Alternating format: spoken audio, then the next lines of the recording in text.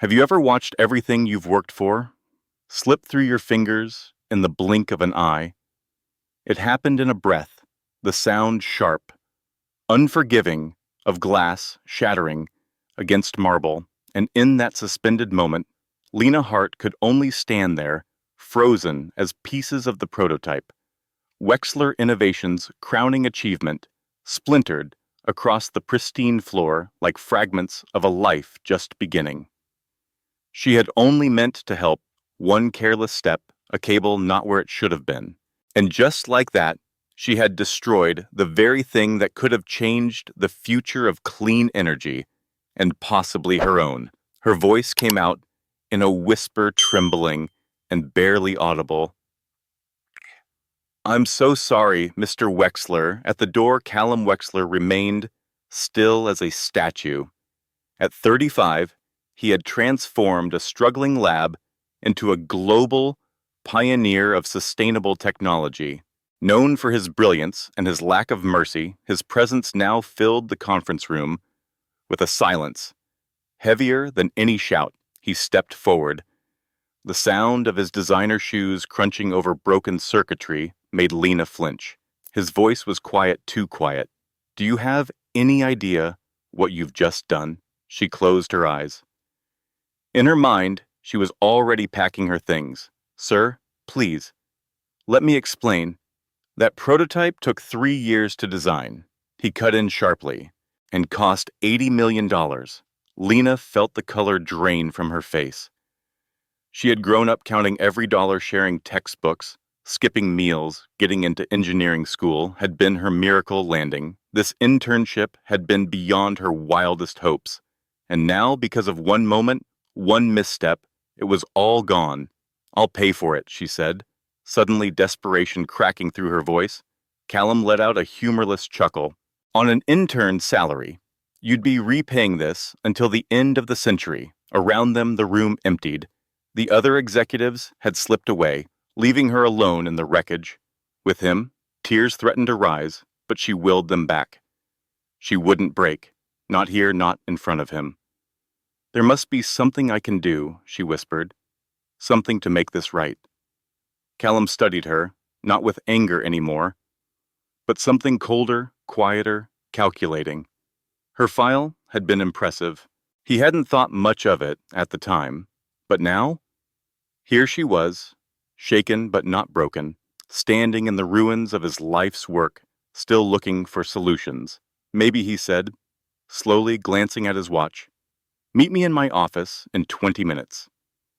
She wasn't sure what she expected when she arrived. Certainly not him, still in his suit, still composed, standing beside the floor-to-ceiling windows that framed the Manhattan skyline like a painting. "I don't care what the board says," he said into his phone. "Find a way to make it happen." He ended the call, turned close the door. She did. Her pulse thudded in her ears. He gestured toward the chair. "Sit." She sat, and then wordlessly, he slid a folder across the polished desk. A single line of text stared back at her in bold official type. "Marriage contract." She blinked. "Excuse me," Callum's voice was matter-of-fact, emotionless. "My grandfather's will left me this company. But he added a condition: if I'm not married by my 36th birthday, it goes to my cousin, and that deadline is in exactly 3 weeks." Callum leaned back in his chair, voice cool and steady, like he was discussing a merger, not rewriting someone's life. "If I'm not married by the time I turn 36, control of Wexler Innovations defaults to my cousin Lucas. He'll run it into the ground within a year." Lena's brows furrowed, unsure what any of this had to do with her. "That sounds unfortunate," she managed. "It is," he replied, "especially now that you owe me $80 million. Her breath caught. The number hung in the air, like a sentence, but he continued without missing a beat. "I'm offering you another form of repayment." Lena blinked. "I'm sorry." "What? Marry me for 1 year, be my wife in public, attend events, smile for the cameras. After 12 months, we part ways, quietly, discreetly. No one gets hurt, your debt disappears. And I'll even include a severance package. $1 million? Lena stared at him. Stunned, that's insane. His expression didn't waver. It's practical. This is a marriage we're talking about, not a tax write-off. It's a contract, he said, and right now it's your best option. Unless, of course, you have 80 million hidden under your mattress. He nudged the folder closer to her. If not, then legal proceedings begin, and your career ends before it even starts, her mind spun. There had to be another way, some other solution, but no matter how hard she searched for a loophole, there was none. And then her thoughts drifted to the one person who had always believed in her, her grandmother, the woman who raised her, who now needed expensive medical treatment Lena couldn't afford. $1 million could save her. Why me? She asked at last, her voice barely more than breath. A flicker of something unreadable passed through Callum's eyes. Respect, curiosity, maybe both. You're smart, you're composed, you've got nothing to lose, and nothing to use against me later. Lena looked at the contract again. Black ink, cold terms, one line for a signature. She had walked into that building expecting to be fired, not proposed to. This wasn't just madness, it was a trap, and yet a strange part of her wasn't afraid. Not entirely. What exactly would this involve? She asked, cautious now. Sign and you'll find out. He slid a pen across the desk. Do we have a deal, Miss Hart? She took it slowly. Her fingers didn't shake. Not anymore. Sometimes the wildest choices were the ones that made the most sense. I must be out of my mind, she whispered, then signed her name. Callum's lips lifted into the faintest smile. Welcome to the family future, Mrs. Wexler. Neither of them knew that this so-called agreement was about to unravel everything they thought they understood about each other and about themselves. The next morning, Lena stood in front of the fogged mirror of her tiny apartment bathroom, staring at her reflection like she was a stranger. Had she really agreed to marry one of the most powerful men in New York? She splashed cold water on her face. You've completely lost it, she muttered to the mirror. Her phone buzzed. A message from an unknown number, car arriving in 30 minutes, pack essentials for 2 weeks, the rest will be moved. No good morning, no smiley face, just orders. Exactly what she should have expected from a man who viewed marriage like a merger. 28 minutes later, she was at the curb with a single suitcase. Her elderly neighbor peered through the blinds as a black limousine pulled up. Miss Hart, the driver asked with a respectful nod. Mr. Wexler regrets not being here himself. He's finalizing arrangements for this evening. This evening, she echoed, puzzled. The Wexler Foundation Gala, he explained, as she slid into the plush leather seats. Tonight's the official engagement announcement. Lena nearly choked. Tonight, we signed the papers yesterday. The driver offered a sympathetic smile in the rearview mirror. Mr. Wexler doesn't like to waste time. The city blurred past as the limousine whisked her away from the life she'd known, and into one she had never imagined. The farther the limousine traveled, the more the city transformed. Gone were the crowded streets and aging brownstones Lena had grown up with. The neighborhoods became quieter, cleaner, more polished. Storefronts gave way to boutiques. Old trees lined the sidewalks like guardians of another world. By the time they pulled up to the limestone building, Lena felt like she'd stepped out of her life and into someone else's dream. The driver stepped out and opened the door with practiced grace. Welcome to your new home, Miss Hart. The penthouse occupied the entire top floor. Through glass walls that stretched from floor to ceiling, Lena saw the city laid out like a living map. Central Park to one side, steel and light to the other. Inside the space was impossibly refined, all neutral tones and elegant minimalism, as if chaos had never been allowed to exist here. Every painting, every chair, every quiet corner whispered of wealth that never had to announce itself. A woman in her 50s appeared, serene and polished. "Good afternoon, Miss Hart. I'm Mrs. Liang, the housekeeper. I'll show you to your suite." Lena followed her through the penthouse in a quiet daze. "Mr. Wexler occupies the east wing," Mrs. Liang explained. "Your rooms are in the west." The door opened to a suite larger than her entire apartment. There was a sitting room, a walk-in closet, and a bathroom that looked more like a spa than anything else. A deep marble tub gleamed under warm lighting, big enough to swim in almost. "This is unreal?" Lena whispered. Mrs. Liang smiled gently. "Mr. Wexler mentioned your arrangement is unique." Lena's head jerked up. "He told you only that it's private." Mrs. Liang replied with a nod. "I've worked for him for 7 years. Discretion is part of the job." She checked her watch. "The stylist will arrive at noon. Mr. Wexler wants to ensure you're fully prepared." When the door finally closed behind her, Lena sat on the edge of the bed and stared up at the ceiling. What on earth had she just agreed to? By evening, the woman in the mirror didn't look like her anymore. The stylist had worked wonders. Her chestnut hair had been swept into elegant waves. Her makeup was soft, precise, enhancing without disguising. And the dress? A deep green silk that clung just right, making her eyes glow. It fit as though the gown had been made for her. There was a knock. She turned, startled. Callum stood in the doorway in a black tuxedo that somehow made him seem even taller, more composed. For a second, something flickered in his eyes, something almost like admiration. "You clean up well, Miss Hart," he said, his voice low, smooth. "You sound surprised," she replied, lifting her chin. He smiled faintly. "Consider me impressed." Then he held out a small black velvet box, a final touch. Inside was an emerald and diamond necklace that sparkled like it belonged in a museum. "I can't wear that." "You can," he said, already stepping behind her. "And you will. Tonight, every detail matters. People will be watching for cracks." She didn't argue, not when his fingers brushed her neck as he fastened the clasp, cold metal against warm skin. Their eyes met in the mirror. For a long second, neither of them looked away.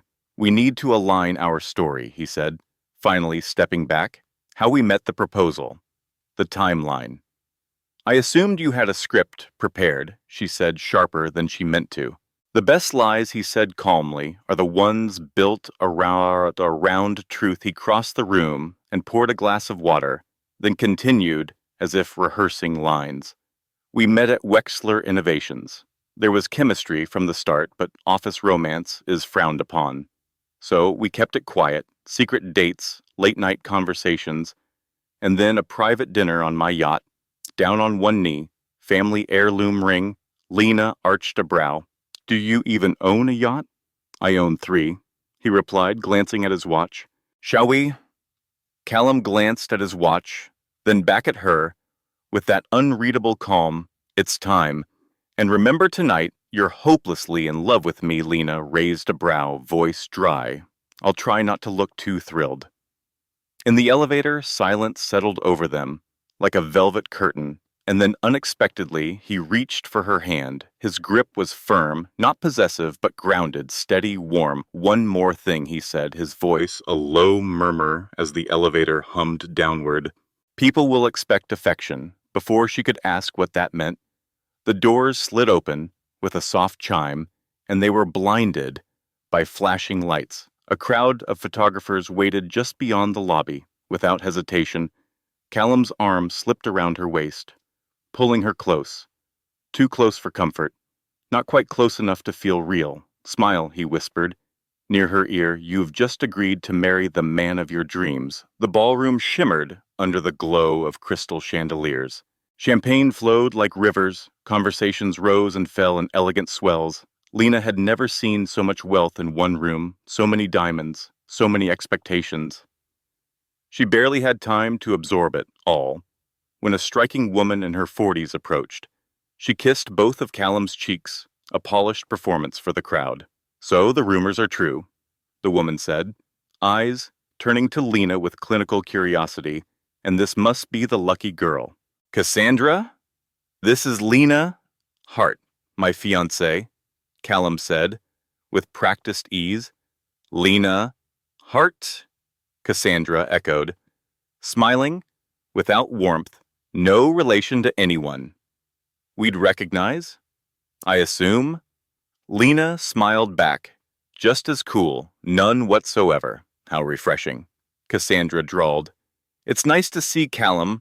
With someone so young, Callum's arm tightened ever so slightly around Lena's waist. Youth brings a fresh perspective, something this company has needed for a long time. They drifted from conversation to conversation, faces handshakes, forced laughter, names Lena would forget the moment they walked away. Everyone, it seemed, was fascinated by the mysterious woman who had stolen the city's most elusive bachelor. They're all trying to figure out what you see in me, Lena murmured as they danced. Let them wonder, Callum replied, guiding her smoothly across the polished floor. His hand rested lightly at the small of her back. Mystery is part of your appeal. She tilted her head.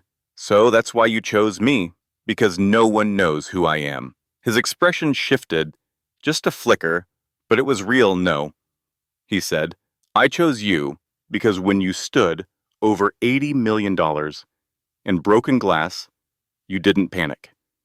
You looked for a solution. Before she could respond, a voice broke into their quiet moment. So this is the woman who's finally captured. My nephew's heart, said a man with a smile that reached all the way to his eyes. He looked like Callum. Might in 20 years, same height, same sharp suit, but softened by age and a kind warmth Callum often lacked.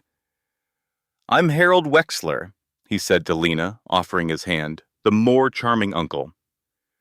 I'm told, Lena smiled, charmed despite herself. A pleasure, Mr. Wexler. Call me Harold, Hisson, he insisted. Then to Callum, your grandfather would have approved my boy. She's got fire in her. As he moved on, Lena leaned in. He actually believes we're in love. Callum's gaze followed his uncle across the room. Harold sees the best in everyone, even me. His tone shifted, sharpened, as his eyes landed on another man across the ballroom. There, that's Lucas, my cousin.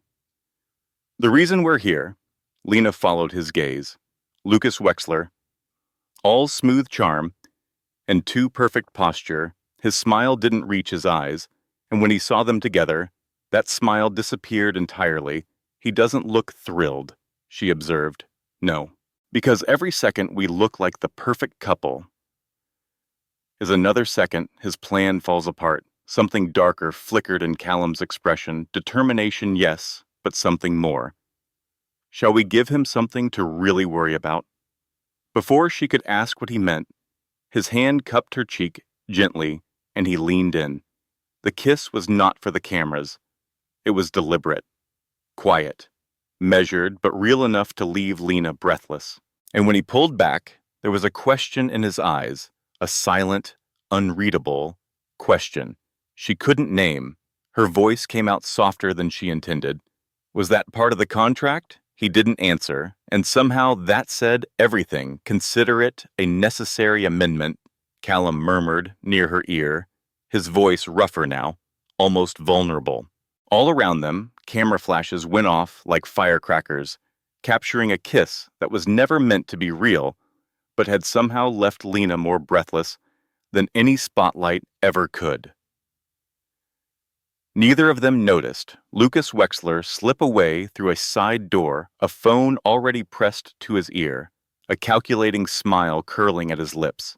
Sunlight poured gently through the tall windows of Lena's new bedroom, casting soft gold across the crisp white sheets. For a moment, she didn't remember where she was. The elegance of the room, the clean lines, the muted colors, the silence felt like waking up in someone else's life. And then she remembered the gala, the whispers, the kiss. She reached for her phone, and it lit up with notifications, dozens of them. Wexler, off the market, whirlwind, engagements, stuns. Industry mystery, Woman tames. Billionaire CEO Lena groaned, burying her face into the pillow. What had been a quiet, calculated arrangement was now a headline sensation. Her phone buzzed again, this time with a text from Maya. Maya, you're engaged to your boss. When were you going to tell me? Call me now. Before Lena could respond, there was a knock at the door. Mrs. Leong entered. With a breakfast tray and a calm smile. Mr. Wexler asked me to bring you these, she said, setting the tray beside a stack of newspapers. He's already at the office, but he'd like you to join him for lunch at 1. The car will be ready at noon. Thank you, Lena said softly. When she was alone again, she picked up one of the papers. Most of the coverage was flattering, overly so, but not all. One column pointed out the perfect timing of their engagement just weeks before Callum's birthday. Another listed her background in a tone that felt more like an interrogation than a bio. Her phone rang. Livy, her grandmother's voice, came through gentle and unsure. Is it true? Are you really engaged to Callum Wexler? Lena closed her eyes, her chest tight with guilt. It's complicated, Gran. Life always is. Sweetheart, her grandmother replied kindly. But he seems like a successful young man. He is, Lena said, her voice catching. He's, complicated too? Well, her grandmother said with a sigh. I want to meet him. This weekend, if he's serious enough to ask for your hand, he can sit at my table. Lena promised she'd try. Then, hung up and leaned back against the headboard. She hadn't thought about what would happen when her real life, the life that included people who loved her, came face to face with this fabricated one. Somehow she doubted Meet the Family had been in the contract. Wexler Innovations towered above the city like it ruled it. When Lena walked through the glass doors, the change was immediate. Just yesterday, she had been a faceless intern. Now people looked at her with curiosity, respect, suspicion. She was no longer invisible. She was visible in a way that made her skin itch. She was escorted straight to the executive floor, where a sharply dressed woman greeted her with a hint of something new in her voice. Miss Hart? The assistant said smoothly. Mr. Wexler is finishing a call. You may wait in his office. Lena stepped inside. It was exactly what she expected. Sleek, minimal, and powerful. But one thing stood out. A single photo on the windowsill. An older couple, smiling in a quiet, natural way. His parents, she guessed. A voice interrupted her thoughts. Just getting to know my fiancé better. She turned. Callum was leaning in the doorway. Jacket, gone, sleeves rolled to the forearms, looking less like a CEO and more like a man who'd been at work since sunrise. She nodded toward the photo. Your parents, something flickered in his expression, a softness she hadn't seen before. Yes, they died when I was 22. I'm sorry, she said gently, and she meant it. He looked at her for a long moment before stepping inside, and for once, he didn't look like someone trying to control a boardroom. He just looked like a man holding on to something that still hurt. The sincerity in Lena's voice seemed to catch them both off guard. Callum blinked, then nodded once. Stepping behind his desk, the press coverage was more intense than expected, he said, flipping through a stack of articles. We need to talk about next steps. Next steps, she echoed, taking a seat across from him. The board has invited us to dinner tomorrow. They're eager to meet the woman who apparently managed to reform Wexler's most famously unattached CEO. Lena let out a breath, unsure whether to laugh or run. My grandmother called this morning, she said after a pause. She wants to meet you, too. Callum looked up, eyebrows drawing together. That wasn't on our schedule. She doesn't check your schedule before caring about my life, Lena said flatly. She raised me that after my parents died. She matters to me. Something in her tone made him pause. Then with a small nod, all right, we'll go this weekend. He checked his watch. I've arranged for lunch to be sent up. Before that, we need to go over your new position. My position? She asked, surprised. I thought I was just the prop. fiancé. That would be a waste, Callum said simply. You're an engineer with top-tier credentials, starting Monday. You'll be working with our R&D division. Lena blinked. Why would you? Because it's what you would have been doing if this arrangement hadn't happened, and because it makes our relationship more believable. I'm not just investing in your image. Lena, I'm investing in your mind. For a moment, she didn't know how to respond. Thank you, she said quietly. He slid a folder across the desk toward her. Your actual employment contract, salary, and benefits are in line with your qualifications. The marriage contract remains separate. Before she could say more, a knock came at the door. Rebecca, his ever-efficient assistant, wheeled in a cart, draped in linen, and filled with gleaming silver domes. Lunch, she announced crisply, from Chanterelle. Lena raised an eyebrow as Rebecca left. Is this how you usually eat lunch? Callum gave a rare smile. Normally at my desk, in front of a spreadsheet. This is a step up. He loosened his tie as he sat, an oddly intimate gesture that made him look almost human. Over risotto and roasted vegetables, Callum walked her through names, departments, key board members. But it wasn't just data. It was passion. Every name had a story, every project a purpose. The layers of the company were built on generations of care. You really love this place, Lena said softly. Surprised at her own observation, Callum didn't hesitate. It's more than a company. My grandfather started it with nothing. My parents grew it into something global. When they died, keeping their legacy alive became mine. Is that why you're fighting so hard to keep it out of Lucas's hands? His expression hardened. Lucas would sell it off piece by piece, strip it down for profit. I won't let that happen, the intercom crackled. Mr. Wexler, Rebecca's voice came through. Lucas is here to see you. Says, it's urgent. Callum's jaw tightened. Send him in a moment later. Lucas strolled in with the confidence of someone who thought the world belonged to him. Cousin, he drawled, and the radiant bride-to-be. How? Domestic, Lucas, Callum said coolly. What do you want? Oh, nothing, Lucas replied, taking Lena's hand before she could pull away. Just thought. I congratulate you, in person. Quite the surprise. I must say, his tone made Lena's skin prickle. Thank you, she said cautiously. I mean, really, Lucas went on. A recent engineering grad from a public university, landing the most eligible man in New York in under a month. You must be incredibly persuasive. Callum stood and stepped beside Lena. The air in the room changed. I believe that's between Lena and me, he said, his voice calm but unmistakably firm. Lucas raised both hands in mock surrender.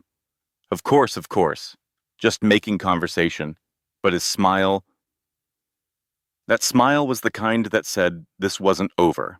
And Lena had the feeling the real test of this arrangement was just beginning. Lucas lingered at the door, turning back just as he was about to leave.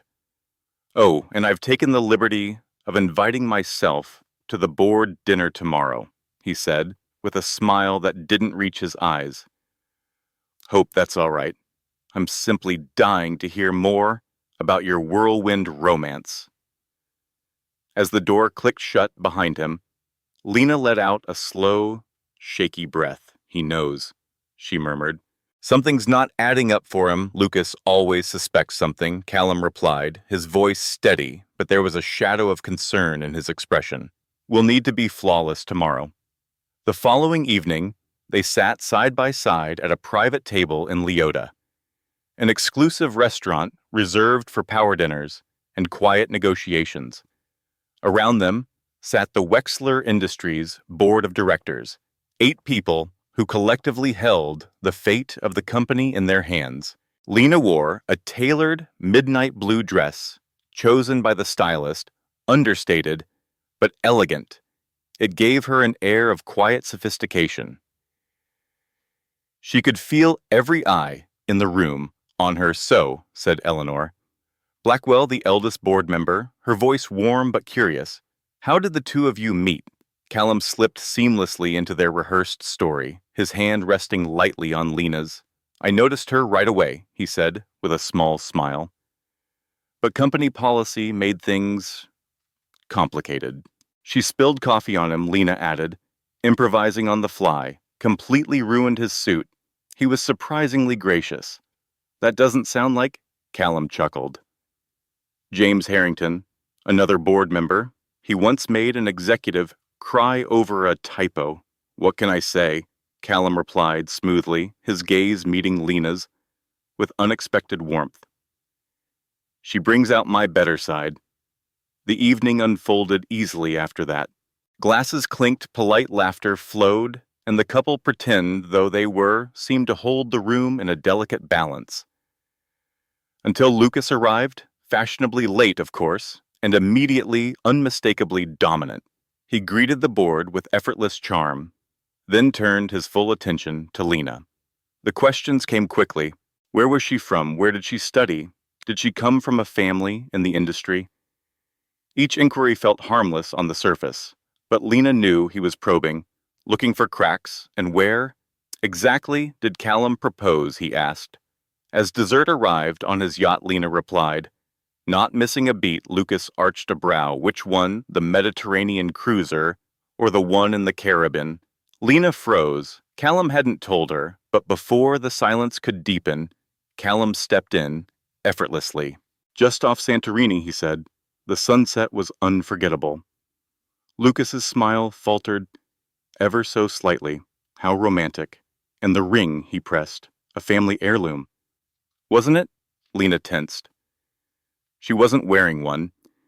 The only piece of jewelry she had was the emerald necklace from the gala. Before the moment could unravel, Eleanor Blackwell's voice cut through the tension.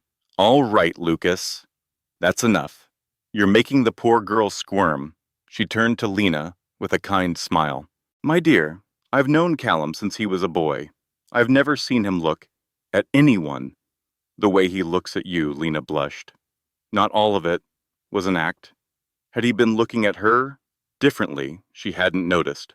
Or maybe she hadn't allowed herself to notice. After dinner, as they waited for the car, Callum slipped an arm around her waist. You were incredible tonight, he murmured. Except for the missing ring, already solved, she guessed. He nodded. 30 minutes later, they stood in a private showroom at Tiffany & Co. The manager had unlocked the doors. Just for them, Lena watched in disbelief as Callum scanned the display cases, with focused ease finally choosing a diamond ring that shimmered like starlight. Isn't this a little much? She asked softly as the manager stepped away. Nothing about a Wexler engagement can be understated, he replied. Besides, it's an investment. You'll get it back when the arrangement ends, she said. But something about those words stung more than she expected. Callum noticed. I didn't mean it like that. It's fine, she said quickly. This is business, I know that. He gently took her hand and slid the ring onto her finger. It fit perfectly. Their eyes met. For a moment, everything around them fell away. The sparkle of the room, the expectations, the lies. Just two people standing still in a world that wouldn't stop spinning. And in that stillness, something shifted. As Callum slid the ring onto her finger, his hand lingered on hers for a moment longer than necessary. The touch was light, intentional, not forced, but still it sent an unwelcome flutter through Lena's chest. And then his voice, lower than before, more honest than she expected. For what it's worth, if this were real, I couldn't have chosen better. She didn't know how to respond. Didn't even have the chance. His phone rang.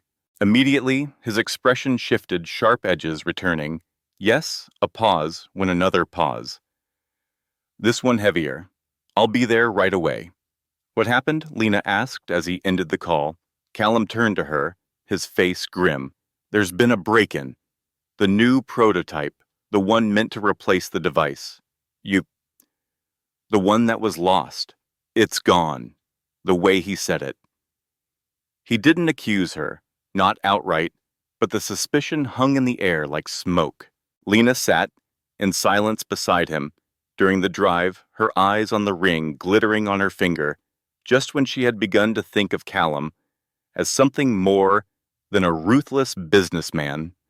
She was reminded of the truth in his world. Trust was rare, like diamonds, beautiful, valuable, and ultimately just another asset to be guarded. Wexler Industries was a flurry of tension and movement when they arrived. Security staff, police, and executives clustered around screens showing grainy footage. Mr. Wexler said, "The head of security, we've got surveillance of the breach." On screen, a masked figure moved through the corridors with practiced precision, disabling cameras in sequence. Whoever this was, they weren't guessing. This was an inside job, Callum said tightly. They knew exactly where to go. "Pull the access logs," he ordered. Last 30 days, while Callum turned to speak with police, Lena stepped closer to the monitors, watching intently. Her mind, trained in engineering, problem-solving, began to map the movements of the intruder, and then she saw it, a hesitation. "Wait," she said to the technician.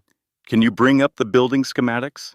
He gave her a confused look, but complied. She traced the path on the diagram. They knew the security systems, but not the building layout.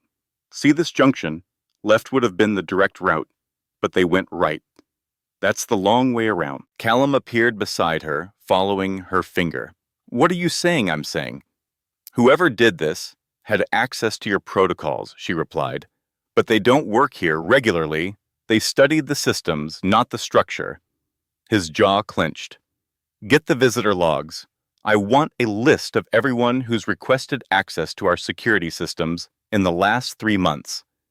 An hour later, they had it. 3 weeks ago, Lucas had brought in a consultant to evaluate the building's security. That consultant had been given temporary access to every protocol. "It doesn't prove he was involved," Lena said cautiously as they left the building. "Nearly midnight now. It's him," Callum said, with quiet certainty. "That's how he works, from the shadows, clean hands, dirty work." In the car, exhaustion settled over Lena like a weighted blanket. The stress, the gala, the kiss, and now the break-in.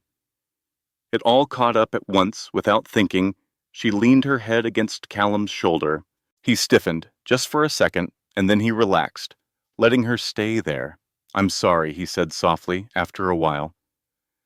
For what she murmured, nearly asleep. For thinking even for a second that you might have had something to do with this.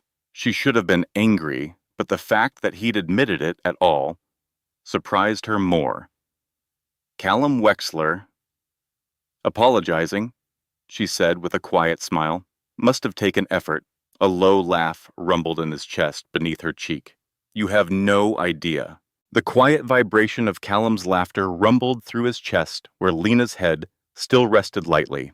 "I've been told emotional vulnerability and small talk aren't exactly my strengths," he admitted. This time his laugh was deeper, less guarded. "You're very direct, Miss Hart." "Lena," she corrected, lifting her head to meet his gaze. "If we're going to be married, even temporarily, you should use my name." His eyes held hers. For a moment, something flickering there. She couldn't quite read. "Lena," he repeated softly, like tasting the shape of it on his lips for the first time. The air between them shifted slow, fragile, charged with something unspoken, something neither of them was ready to name. Then just as quickly, he looked away. "You should get some rest," he said. "We're visiting your grandmother tomorrow." The next day, the sleek black car pulled into a quiet neighborhood in New Jersey. Lena fidgeted with her hands as they neared the small, well-kept home that had raised her. "Just remember," she said, glancing at him, "my grandmother thinks this is real. She raised me after my parents died. She's all the family I have." Callum's face softened, his voice low. "I understand family loyalty." He reached over and took her hand, brushing his thumb gently over the engagement ring he'd placed there. "I'll be on my best behavior." The front door opened before they could even knock. At 72, Rose Hart was still sharp-eyed and brisk, her silver hair swept back in a bun, a smile tugging at the corners of her mouth as she pulled her granddaughter into a tight hug. "So this is the young man who swept my Livy off her feet," she said, eyeing Callum.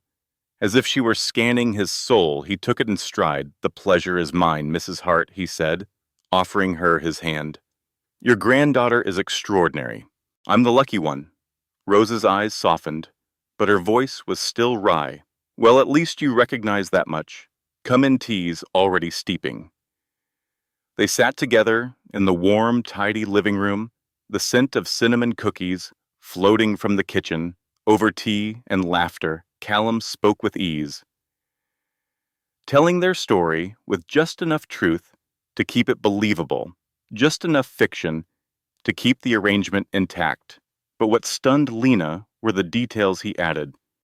How he'd noticed her solving a complex equation on a whiteboard during her first interview, how she brought coffee to the maintenance staff every morning, how she hummed softly always when she was focused. Lena blinked. She had never told him those things.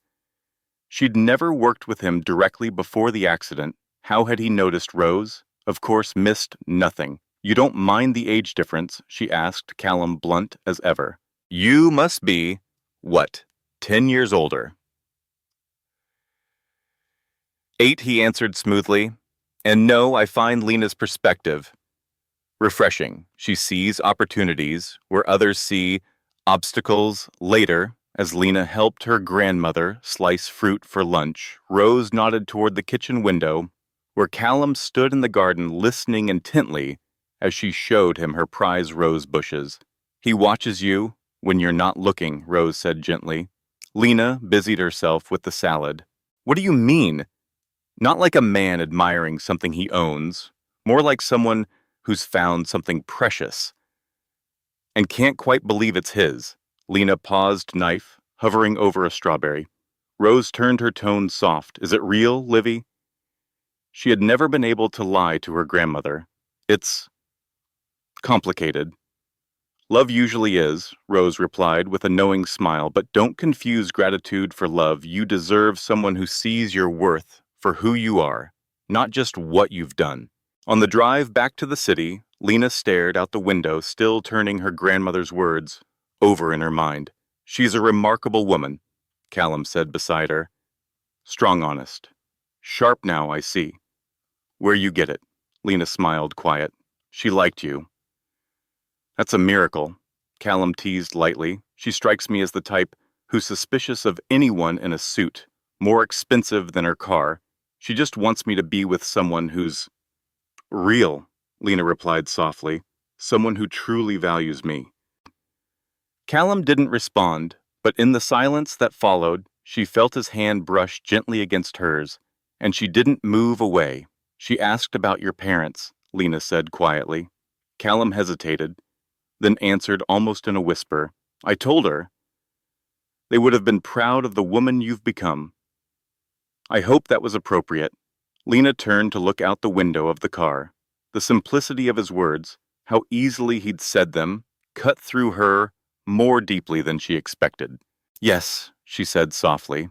It was the week that followed, passed in a blur. There were events, galas, appearances that felt more like theater than reality, but behind closed doors, at quiet dinners, in the penthouse, or in the spaces between conversations, something began to shift. Lena found herself laughing more around Callum, discovering bits and pieces of the man beneath the controlled exterior, his dry wit, his surprising love of classic architecture, his soft spot for old black and white films. And in return, Callum seemed to relax around her. His smiles came easier, his silences less guarded. He even shared a story once about how he used to sneak into his father's workshop as a boy, just to take apart old radios and try to build them again. The lines between their arrangement and something real began to blur meanwhile. The investigation into the prototype theft continued. And though all signs pointed to Lucas, nothing was concrete enough to act on. Callum grew tenser. With each passing day, he worked late into the night, often falling asleep in his study with papers still in his hands. 3 days before the wedding, Lena returned to the penthouse to find him exactly there, surrounded by documents, eyes weary. You missed dinner, she said gently. He looked up, rubbing his forehead. I'm sorry I lost track of time. She stepped closer. What's all this? Preparation, he said. There's a board meeting tomorrow. Lucas has requested a vote of no confidence. She froze. Can he do that? If he gains enough support, yes, Callum's voice was low but grim. He's claiming that this engagement, our sudden marriage, proves I'm unstable. Unfit to lead, Lena sat down across from him. What can I do? He blinked, surprised by her offer. You've already done more than the contract ever asked of you. We're partners in this, aren't we? She said, reaching for his hand. That gesture had become second nature by now. But this time, it meant something more. Let me help. Callum looked down at their joined hands. Something softened in his expression. Why, he asked quietly. Why help me beyond what we agreed to? I've been cold, demanding. I even suspected you. Lena thought for a long moment, then said carefully, because I have seen who you are beneath all that. Someone who still cares about what his parents built, who treats my grandmother like she matters. Who notices that I hum when I'm thinking, she added, with a small smile. Even if you are still terrible. At apologies, Callum exhaled slowly. The tension in his shoulders eased. The board expects both of us tomorrow. I'll be there. The next morning, the boardroom fell into silence as they entered hand in hand. Lucas sat at the far end of the long table, confidence radiating off him like cologne.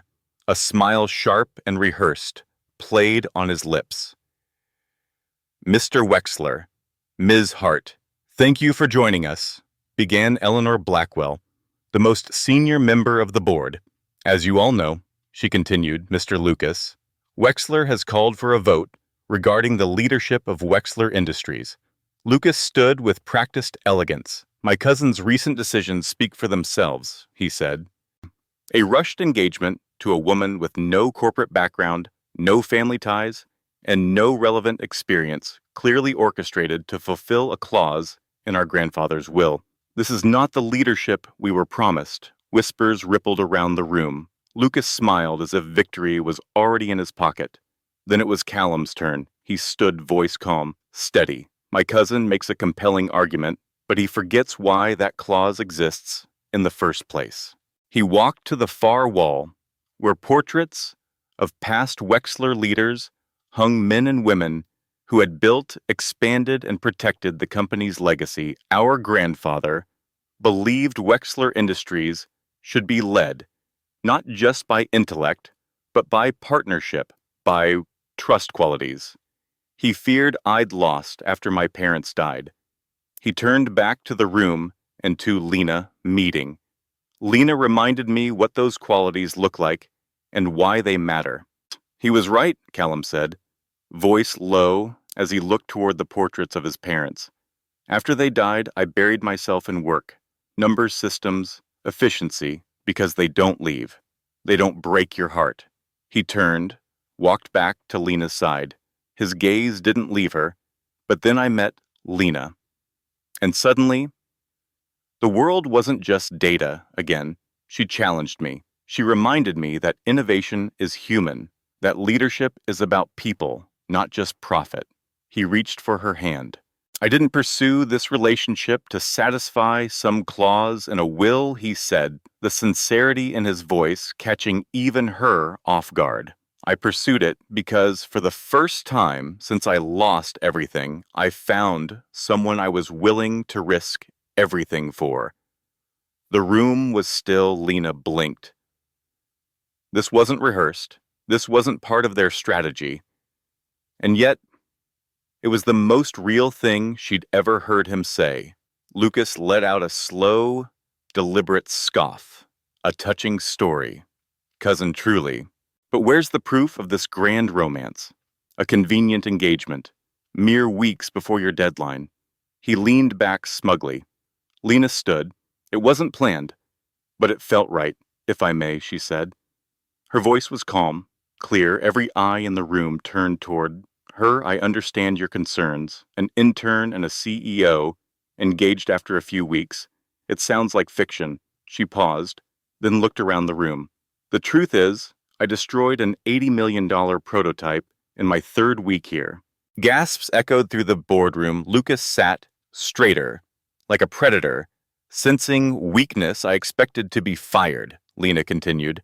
But Callum didn't discard me. He gave me a second chance, not because it was convenient, but because he saw value in me, even when I didn't. She turned to him, and over time that respect grew into something more. He saw past the mistake, past the optics. He believed in who I was and who I could become. That's what makes him the kind of leader this company needs, someone who sees potential where others see problems. Eleanor Blackwell studied her with quiet intensity, and you truly believe he's the right person to lead. Wexler Industries. With absolute certainty, Lena replied without hesitation. He honors the past while building something better for the future. Isn't that the legacy this company was built on? Lucas's voice cut in smug and sharp. How inspiring. But I have something that might change your minds. He slid a folder to the center of the table. Phone records, he announced, showing that Miss Hart made a call to the very consultant who breached our systems and stole the prototype. The room stiffened. She was working with me all along. Lucas added his tone, triumphant. Callum stiffened beside her. That's a lie, he said immediately. Is it? Lucas challenged. Check the records. See for yourself. Callum opened the folder. Silence. The board watched, breath held as he flipped through the papers, his expression unreadable. Then he closed it. Calm, cold. It's an impressive forgery, Callum said finally. But there's one problem. He looked directly at Lucas. These call records show calls made while Lena was with me, including during our meeting with Eleanor last Tuesday. Lucas's confident smile wavered. Perhaps. Your memory is faulty, he offered. A new voice cut through the tension. Or perhaps, came the steady voice from the doorway. The real problem is that you thought no one would check. Everyone turned, standing there, was Harold Wexler, Callum's uncle, accompanied by a man in a dark suit. Lucas's face paled. This is a closed meeting, he said tightly. Indeed, Harold replied pleasantly. And as a major shareholder, I have every right to attend. He gestured to the man beside him. This is Michael Chen from Corporate Security. At my request, he's been looking into certain irregularities. Mr. Chen stepped forward calm and authoritative. We've traced the breach and the theft directly to Lucas Wexler, he said. He hired a man named James Mercer to access the systems and steal the prototype. He pulled a document from his briefcase. The prototype is currently stored in a facility registered to one of Lucas's shell companies. Chaos erupted. Lucas jumped to his feet, voice rising in protest, but it was too late. The evidence was overwhelming, irrefutable. And for the first time since Lena had stepped into this world, the truth was on their side. After a brief recess, the board reconvened, this time with clarity. Lucas's motion was dismissed, without debate. In its place, a new vote passed swiftly and unanimously. He would be removed from the company, and charges would be filed. As the room slowly emptied, Harold Wexler approached Callum and Lena with a knowing smile. Well done, both of you, he said, pride shining in his voice. I've suspected Lucas for months, but needed the right moment to act. You could have told me, Callum said, not accusing, but with a rare softness in his tone. You let me believe I was alone in this. Harold gave him a quiet look. Would you have believed me if you hadn't seen it with your own eyes? He asked gently. Then with a twinkle in his gaze, he added, sometimes. The best things come from the most unexpected circumstances. That evening, Callum and Lena stood together on the penthouse terrace, the city stretching out below them in a sea of shimmering lights. The night was crisp, quiet. The whirlwind of the day had left them both drained, yet oddly light, as though something heavy had finally lifted. Your uncle knew, Lena murmured, staring out over the skyline. About Lucas and about us. He's always seen more than he lets on, Callum replied, handing her a glass of champagne. He orchestrated quite the finale. Speaking of performances, she said, carefully turning to face him, yours today was convincing. Callum's eyes met hers, open searching. It wasn't just a performance. Her breath caught. I'm saying, he continued stepping closer, that somewhere between that broken prototype and today's meeting, this stopped being about a contract. At least for me, he set his glass down and took both of her hands in his. The things I said today, I meant every word. You've changed me, Lena. She listened, heart pounding as his thumbs brushed gently over her knuckles. I know what our contract says, 1 year, no emotions, a clean break, and if that's still what you want, I'll respect it. Lena looked at him, this complicated, guarded, brilliant man who had unexpectedly become a part of her life in ways she hadn't anticipated. What if she said, softly, I want to renegotiate? Hope flickered in his eyes. What terms did you have in mind? She stepped closer. Indefinite duration, she said, a smile ghosting her lips. Full partnership in everything, business and life. And mandatory dinner conversations. 4 nights a week, minimum. He smiled, that rare real one she'd grown to love. Those are steep demands, Miss Hart. And one more condition, she whispered that this time. When you kiss me, it's not for show. Callum's hand rose to her cheek. I believe I can agree to those terms, he murmured. And then he kissed her. There were no cameras. No scripts, no audience, just the truth, finally spoken through lips that no longer needed rehearsals. When they parted, he rested his forehead against hers, his voice low and full of wonder. You know we still have a wedding in 3 days, Lena laughed. Good thing I already have the dress. And I have the ring, he said, lifting her hand and kissing the diamond, now glowing with new meaning, but I think he added slowly, sinking to one knee, I'd like to propose properly this time. Gone was the commanding CEO. In his place stood a man, vulnerable, grounded in love. Lena Hart, he said, steady and certain. Will you marry me? Not for a contract, not for the company, just for us. Her answer needed no rehearsal. Yes, because some contracts aren't made in boardrooms. They're made in the spaces between laughter and late-night conversations, between glances that last too long and touches that say everything. Some contracts are meant to last a lifetime. 1 year later, Wexler Innovations celebrated the global launch of its revolutionary clean energy device. The same technology that had once shattered at Lena's feet. And now she stood beside Callum, not as an intern, not as a fiancé, but as his partner, in every sense of the word. As they looked out over the crowd, his hand found hers, quiet, certain from broken prototypes to rebuilt hearts. Their journey had been anything but traditional, but it had been real. And in the end, that was all that ever mattered. The prototype, Lena had once shattered, now stood proudly on the world stage, reimagined, rebuilt, and ready to change the future of clean energy. And this time she wasn't an intern in the shadows. She was the head of Wexler Innovations R&D department, standing side by side with her husband, her partner in every sense, as they introduced their breakthrough to the world.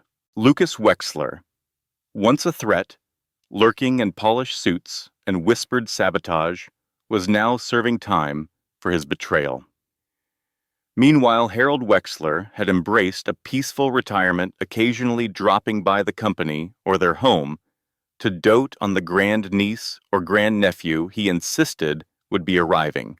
Any day, now Rose Hart, with her ever-watchful eyes and soft, firm wisdom, had moved into the guest house on Callum and Lena's new property.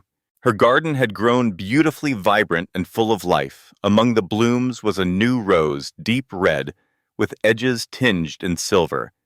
They called it the Wexler Red, a tribute to new beginnings, born from broken roots, and in Callum's study, tucked between architectural sketches and shelves, lined with vintage film reels.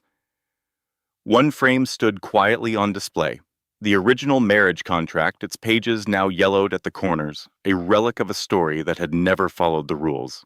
Not a symbol of transaction, but a reminder that the most meaningful partnerships are not defined by clauses or signatures, but by something far simpler and far stronger, two hearts choosing each other every day, not because they have to, but because they want to. Because sometimes, the most unexpected stories are the ones that heal us the most. Thank you for listening to each of you who stayed with us until the very last chapter. Thank you. Thank you for opening your heart to this story, for allowing Lena and Callum's journey to become a quiet part of your own. In a world that moves too fast, stories like these remind us to pause, to breathe, and to believe in second chances, in quiet courage, and in love that grows not from perfection, but from presence. We hope that somewhere, between the broken beginnings and the quiet healing, you found a little piece of yourself in this tale. And perhaps a little hope, too. From all of us at Shining Stories, thank you for being here. You are always welcome in our stories and in the space we hold for hearts like yours. Until next time, stay kind, stay open, and stay inspired.